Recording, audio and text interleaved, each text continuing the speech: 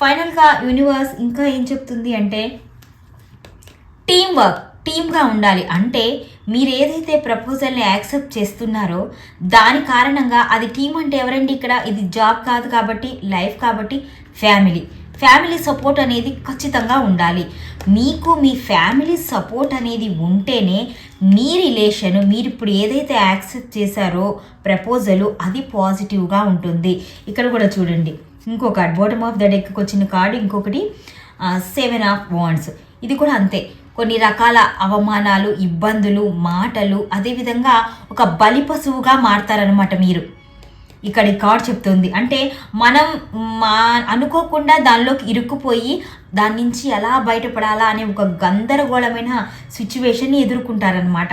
అలా ఉండబోతుంది, అలా ఉండే అవకాశం ఉంటుంది. ఏది? టీం వర్క్ లేకపోతే, అంటే ఇంట్లో వాళ్ళ యాక్సెప్టెన్సీ లేకపోతే. కాబట్టి 1కి 10 సార్లు మీరు ఆలోచించి తీసుకోవాల్సిన నిర్ణయం ఇది లైఫ్కి సంబంధించింది కాబట్టి. సో ఇక్కడ యూనివర్స్ ఏం చెప్తుంది అనేది క్లియర్గా అర్థమవుతుంది. మీ ప్రపోజల్ వస్తుంది, మీరు ఊహించినట్టుగానే మీరు దాన్ని సెలబ్రేట్ చేసుకుంటారు.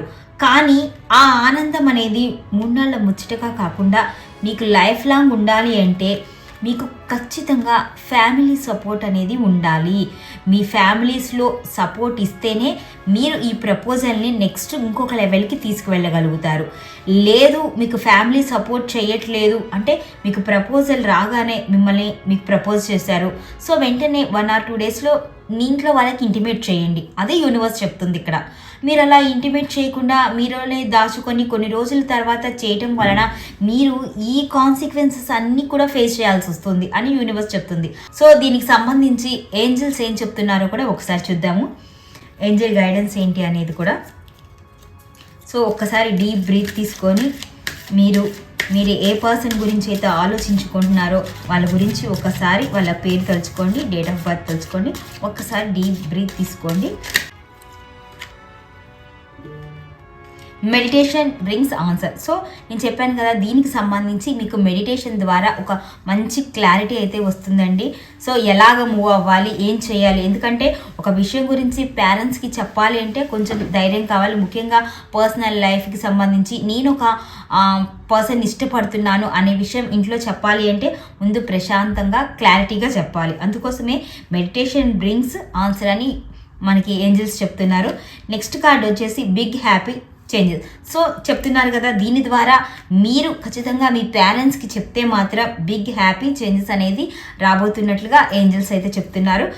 And abundance. సో ఇంతకంటే క్లారిటీ ఏం కావాలండి, అబెండెన్స్ కూడా రాబోతుంది. సో యూనివర్స్ చెప్తున్న ఈ గైడెన్స్ని ఖచ్చితంగా పాటించండి, అస్సలు నెగ్లెక్ట్ చేయకండి.